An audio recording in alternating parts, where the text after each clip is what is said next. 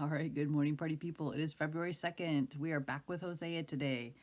All right, but for our daily reading, we are doing Matthew 19:20. We're back in the New Testament.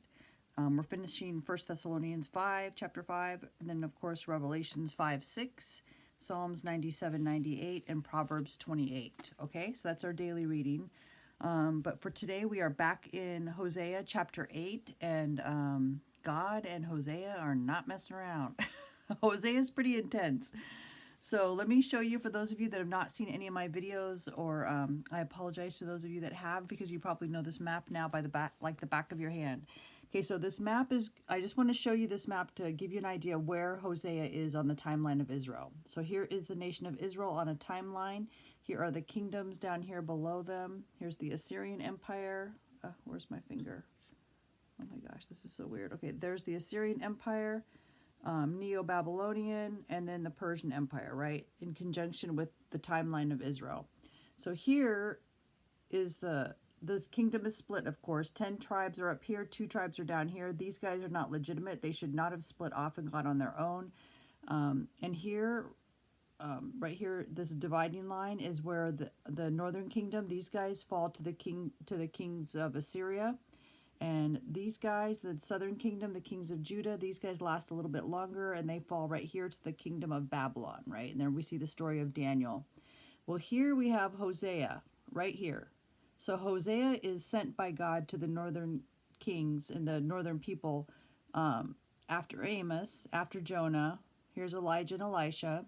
So he's down here right before the fall of the northern kingdom. And Amos, when we studied Amos, we just finished Amos before Hosea. Amos was sent from the southern kingdom up to the north to preach to the northern kingdom.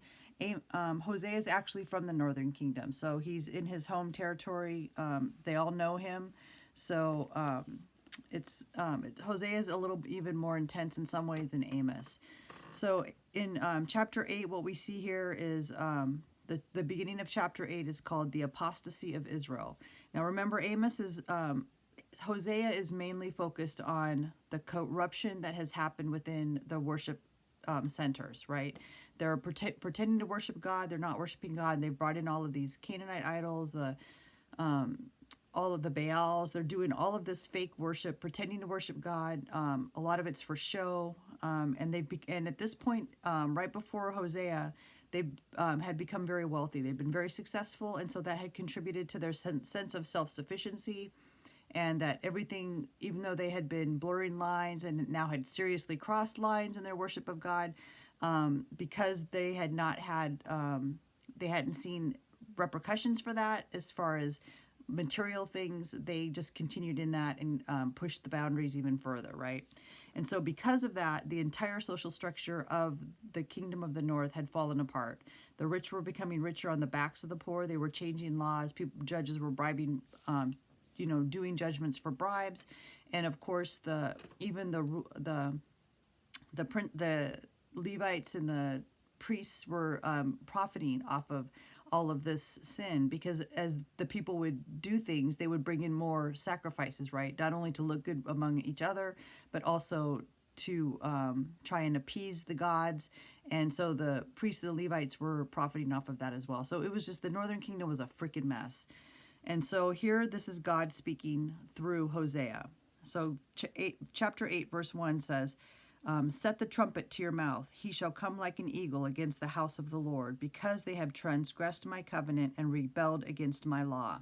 So here, this is in parentheses. So this is God speaking. So he's saying to Hosea, set the trumpet to your mouth. So remember, trumpets were used in times of war, right? So remember when we studied Nehemiah, and when they were rebuilding the temple, and they were rebuilding Israel when the Persian king sent them back to Israel to rebuild the land. They were on the wall while they were rebuilding the wall, and they had people stationed with trumpets, right, to sound the alarm if someone was coming to attack them while they were trying to rebuild the land, because they were surrounded by enemies, remember? So here, this is the same kind of thing. They're surrounded by enemies, but they don't even know it. And so it says, set the trumpet to your mouth. He shall come like an eagle. Now here, an eagle is, they're not referring to an eagle like we think of an eagle. It was actually called a griffin vulture, and it represents the Assyrian invasion. And it was often depicted in cuneiform tablets that they have found in Assyrian literature. So it reflects Assyria and their kingdom and their coming. So the eagle is not an eagle like we think of, but it was actually Assyria coming to attack them. And why are they coming? Because in verse 1, we're still in verse 1, because they have transgressed my covenant and rebelled against my law. So when it says my covenant, there he's referring to his ordinances. And the ordinances are how you live your life, right? So that it's broken, and it's reflected in being broken by the way this society has fallen apart. So here it's showing here, because they have transgressed my covenant or my ordinances, and because they have done that, the entire society has fallen apart and rebelled against my law. And then they're breaking the law, right? So all those things are combined, or, related. Now it says verse 2. Okay, here we go. Verse 2. Israel will cry to me, God, my God, we know you.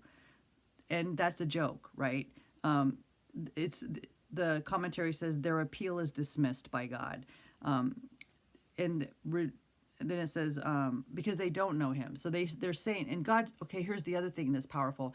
So it says, Israel will cry to me, my God, we know you. So this is in the midst of the siege, right? In the midst of the Assyrian invasion, they're going to be crying out, God, how can this be happening? We know you, claiming that they're owned by God, right? That they have a special relationship with God, which is true, but they have rejected that. They have walked away from that. They've been adulterous, and they're worshiping other gods, right? So they're claiming, how can this happen? We know you. God's not interested in people that know him, right? He's not interested in head knowledge. He's interested in your heart. He wants you to seek him and to have a real relationship with him.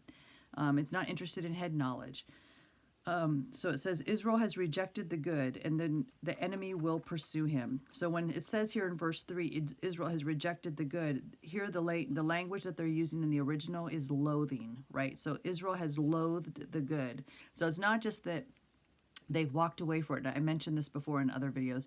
It's not just that by this time have they kind of just sinned a little bit or walked away from it or screwed up a little bit. They are loathing the actual way they're supposed to be living, and vehemently seeking out the worshiping the idols and doing things their own way, right? It's not something they're doing on accident. It's a pattern of behavior that they're seeking and doing on purpose. And then in verse 4, which is very sad, it says, and this is continuing with parentheses, so God is still speaking. They set up kings, but not by me. They made princes, but I did not acknowledge them. So that's referring to the northern kingdom. Remember, the northern kingdom are 10 tribes that split off on their own. They're doing their own thing. There have been a bunch of assassinations, 4 assassinations. I read somewhere in the commentary it was over 40 years, but then in another place in the commentary it said 20 years. So regardless, there have been 4 assassinations up in the northern kingdom, and the kings were constantly being churned through, right? They were constantly being replaced, because they were not set up by God. And also the commentary made a point of saying that when Hosea is saying this, he's also speaking to the prophets, because the prophets, there were some prophets, I guess, that were trying to say that some of these kings were set up by God, because there was some original stuff that God was involved in with the northern kingdom, which if you read 1st and 2nd Kings, you'll see that. But he's saying by this time, because of the apostasy, there's no way any prophet of God could say that these guys are following him and that these guys are doing the right thing, right? So he's calling out the prophets here as well. And they made princes, but I did not acknowledge them. Now he says, from their silver and gold they made idols for themselves, that they might be cut off. So they're making idols out of silver and gold, which is totally stupid. Your calf is rejected, O Samaria. My anger is aroused against them. So that's representative of the calf, right? They had this calf that they had created up in the north. That's told in the 1st and 2nd Kings. You can read that story there. And so I don't know if it's still actually in place at this time, or my guess is it probably is. And Samaria, remember, is the capital of the northern kingdom. So the calf would represent possibly the real calf that was still in service, or just the entire system of false religion, right? Then it says, how long until they attain to innocence? So that's saying, this is the rest of verse 5, they're incapable of claiming innocence. They're doing this on purpose. Okay, so I'm out of time. Okay, so we're only in verse 5. All right, so hold tight. Jesus is coming. Stay tuned for number 2. Peace.